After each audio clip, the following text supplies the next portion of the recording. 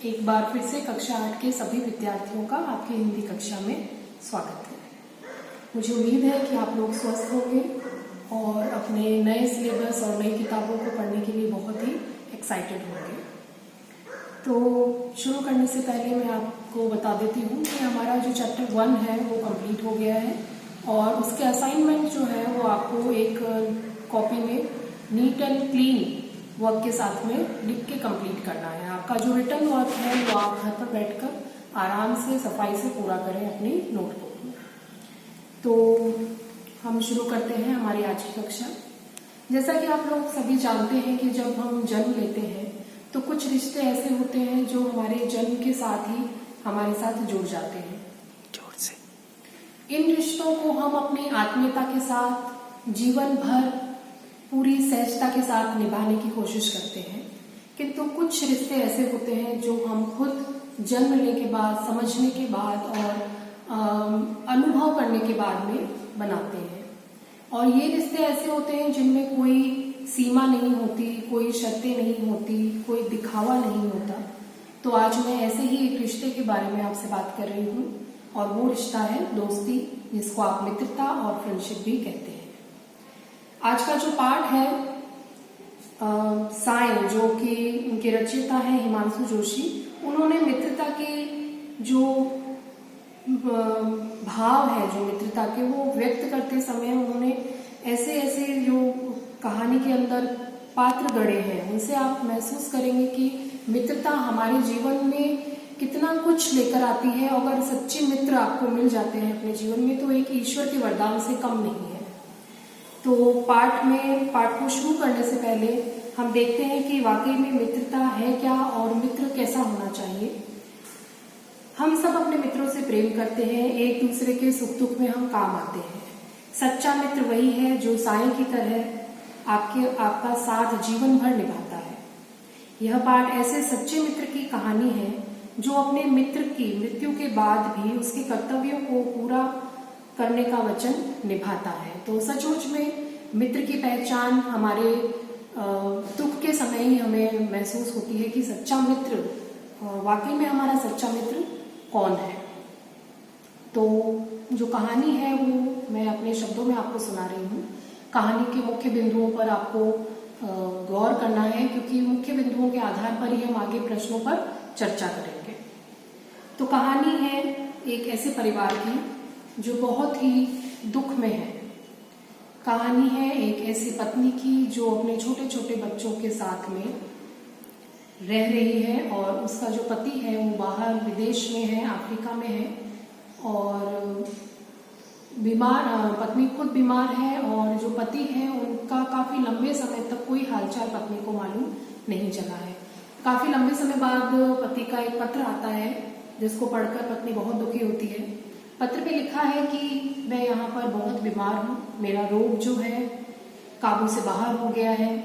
इस वजह से जो डॉक्टर हैं वो मुझे अस्पताल में ही रहने के लिए और ऑपरेशन कराने के लिए कह रहे हैं। हो सकता है कि शायद मैं लंबे समय तक अब जीवित भी न रहूं।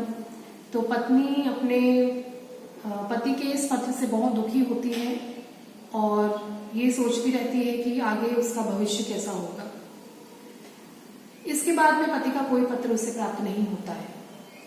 काफी पत्र लिखने के बाद में एक दिन उसे नैरोबी से एक पत्र प्राप्त होता है जिसमें कुछ आश्वासन होते हैं, जिससे पत्नी जो है अपने को थोड़ा अच्छा फील करती है, महसूस करती है। पत्र में लिखा हुआ होता है कि अब मेरी हालत में सुधार हो गया है। पत्र के साथ में वो कुछ पैसे भी भेजते हैं।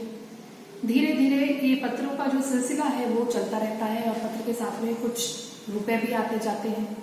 पत्नी के जो बच्चे हैं, उस परिवार में जो बच्चे हैं वो काफी छोटे हैं और इस प्रकार से जो पैसे और पत्र आते जाते हैं तो परिवार की हालत में कुछ सुधार होने लगता है। धीरे धीरे हालात सुधरने लगते हैं, बच्चे बड़े होने लगते हैं, पत्नी का स्वास्थ्य भी ठीक होने लगता है और ये जो पत्र बार बार जो उन्हें प्राप्त होते हैं अपने पति के द्वारा, उसमें पति कारोबार की भी बढ़ने का एक अच्छा संकेत देते हैं कि मेरा कारोबार और बढ़ गया है, मैंने और जो कारोबार बढ़ाया है उससे मुझे और अच्छी आमदनी हो रही है।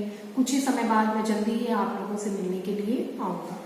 पति के इतने अच्छे पत्र और आश्वासन से भरे पत्र और बच्चों के लिए विभिन्न प्रकार के जो उनको जैसे पढ़ना है या और भी जो काम है वो किस प्रकार पूरा करना है, बच्चों के लिए भी अलग अलग प्रकार के जो पत्र में लिखे हुए होते हैं शब्द, वो बच्चे बिल्कुल अपने पिता के उन वचनों का पालन करते हैं, उनकी आज्ञा का पालन करते हैं और धीरे धीरे बच्चे बड़े होने लगते हैं।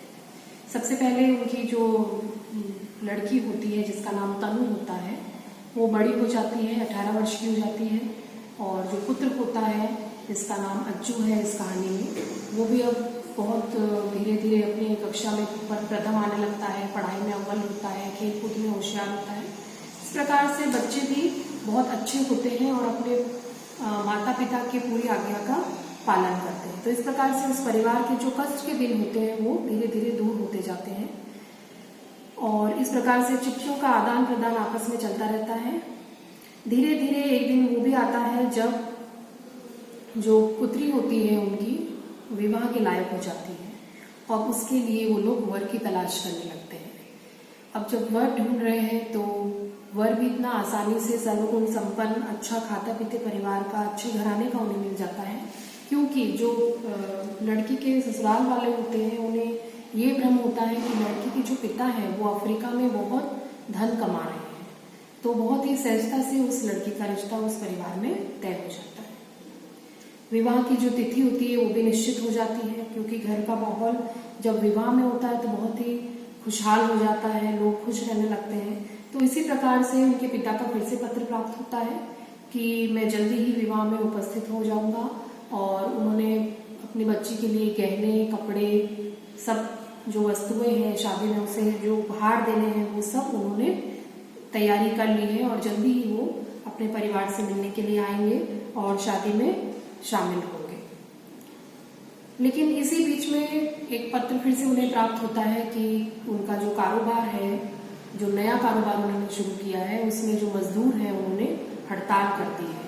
अब इस बीच में वो इस पूरे जो दुख का समय है उसमें, इस कठिनाई में वो इस कारोबार को छोड़कर नहीं आ पाएंगे, किंतु वो कुछ रुपए, गहने और उपहार जो है जो अपनी पुत्री को वो देना चाहते हैं वो भेज रहे हैं और वो चाहते हैं कि विवाह होने के बाद में उस पुत्री के और वह उनका जो जमाई है यानी वर और वधू के जो चित्र हैं और कुछ पत्र भी हैं, वो चाहते हैं कि वो उन्हें अपने पिता को भेजे। तो आज की कक्षा में हम इतना ही पढ़ेंगे।